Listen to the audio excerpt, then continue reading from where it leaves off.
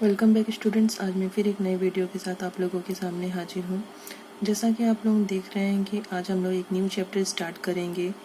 Chapter का नाम है इंडियाज़ एक्सटर्नल रिलेशंस, भारत के विदेश संबंध। भारत के विदेश संबंध से मतलब है कि भारत विदेशी देशों तथा अंतर्राष्ट्रीय स्तर के जितने भी संस्थाएं होती हैं उन संस्थाओं में अपनी जगह किस तरह बनाता है और विदेशी देशों के साथ किस तरह अपने रिलेशनशिप क्रिएट करता है, उनके साथ किस तरह से व्यापार, खेल आदि मामलों में कितने अच्छे या बुरे रिश्ते भारत के साथ होते हैं, ये सारी चीज़ें हम लोग भारत के विदेश संबंध में पढ़ते हैं।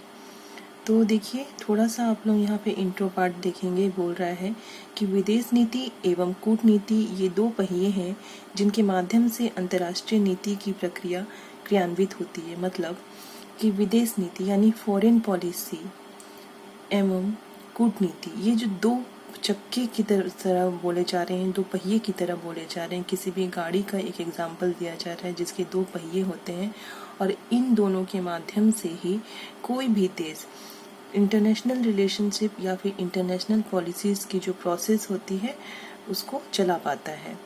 तो जिस तरह आप और हम अपने हित के बारे में सोचते हैं, कोई भी एक व्यक्ति अपने हित के बारे में सोचता है, उसी तरह इस विश्व के जितने भी देश हैं या जितने भी राज्य हैं, जितने भी राज्य हैं, वो सारे अपने अपने हितों के बारे में सोचते हैं और वो उनके जो अपने हित होते हैं वही राष्ट्रीय हित कहलाता है।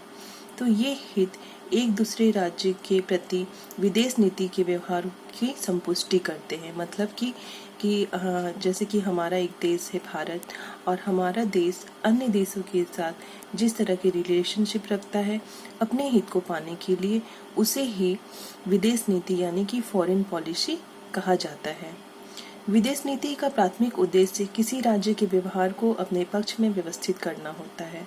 मतलब कि विदेश नीति यानी फॉरेन पॉलिसी का सबसे पहला उद्देश्य जो होता है वह यह कि किसी भी दूसरे राज्य के व्यवहार को अपने पक्ष में कर देना, यानी उनके साथ इस तरीके से रिलेशनशिप बनाना कि उनकी सारी जो चीज़ें हैं, उनके जो गुड पार्ट्स हैं, वो उसकी सुविधाएं और उसकी फैसिलिटीज़ हमें भी मिलने लगे। और भारत में भी यह नियम है। भारतवर्ष भी इस नियम से बिल्कुल अलग नहीं है। भारत ने भी इस नियम को अपनाया है। भारतवर्ष भी अपने हित के लिए विदेश नीति का निर्धारण करता है, विदेश नीति के अनुसार कार्य करता है। इसी आधार पे वह विदेश नीति को लेकर आगे बढ़ता है। यह हम नहीं, हमारे देश का इतिहास भी बोलता है। क्योंकि जब हमारा देश स्वतंत्र हुआ था तो उस समय देश के हमारे प्रथम प्रधानमंत्री पंडित जवाहरलाल नेहरू, उन्होंने विदेश नीति में बहुत ऐसे फैसले किए थे विदेश नीति के संबंध में जो आज तक सराहनीय है और आज तक एक तरीके से अन्य प्रधानमंत्री के लिए मार्गदर्शन का काम करते हैं। जैसे कि नेहरू का जो गुटनिरपेक्षता का सिद्धांत था, उनका पंचशील साम्राज्यवाद, नस्लवाद का विरोध, विश्व शांति का समर्थन, ये सब भारतीय विदेश नीति के बहुत ही इम्पोर्टेंट पार्ट्स रहे हैं जो उन्होंने शुरू किए थे और जो अभी तक माने जाते हैं। अभी तक इन सिद्धांतों पे काम किए जाते हैं। फिर साथ ही 1962 में जो चीन के साथ युद्ध हुए, 1948, 69, 71, 99 में जो पाकिस्तान के साथ युद्ध होना या भारत का नाभिकीय कार्यक्रम होना, ये सभी चीज़ें भारत के राष्ट्रीय हित में शामिल हैं। यानी भारत अपने राष्ट्रीय हित को ध्यान में रखकर ये सारे फैसले कर चुका है और इन सारे फैसलों पर अडिग रह चुका है। तो आपने देखा इंट्रोडक्शन में कि किस तरीके से कोई भी देश अपने देश के हित के लिए, अपने राष्ट्रीय हित के लिए काम करता है, चाहे वह किसी अन्य देश के साथ अच्छे संबंध रखे या अन्य देश के साथ बुरे संबंध रखे, ये सारे उनके राष्ट्रीय हित के लिए होते हैं। और अन्य देशों के साथ जो संबंध होते हैं वही विदेश नीति यानी कि फॉरेन पॉलिसी कहलाती है। अब आइए हम लोग नेक्स्ट देखेंगे।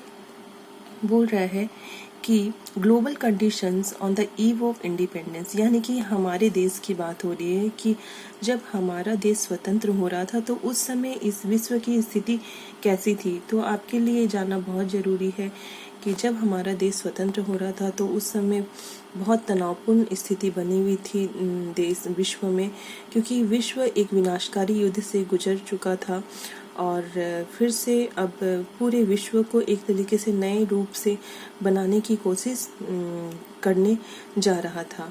तो उपनिवेशवाद के पतन के परिणाम स्वरूप बहुत सारे नवीन राष्ट्रों का उस समय जन्म हो रहा था। उसमें से भारतवर्ष भी एक नया देश था और भारत की विदेश नीति में भी ये चिंताएं शामिल थीं। अंतर्राष्ट्रीय वैश्विक परिस्थितियों के अलावा भारत की अपनी और भी चिंताएं थी। विभाजन ने बहुत सारी समस्याओं को जन्म दिया था। भारत में हमारी सबसे बड़ी समस्या गरीबी की थी, अशिक्षा की थी, बेरोजगारी की थी। इन सारी समस्याओं के साथ भारत स्वतंत्र हुआ था। तो भारत का जन्म चूँकि विश्व युद्ध के बाद हुआ था, तो भारत वर्ष के जो प्रधानमंत्री थे और भारत के अपने जो सिद्धांत थे, उनकी वो आदर्श थे जो विदेश नीति के लिए, वो बहुत ही क्लियर थी। क्योंकि पंडित जवाहरलाल नेहरू ने साफ साफ कह दिया था कि हम सभी राष्ट्रों की संप्रभुता का सम्मान करते हैं और शांति बनाए रखते हुए शांति की प्राप्ति करना चाहते हैं।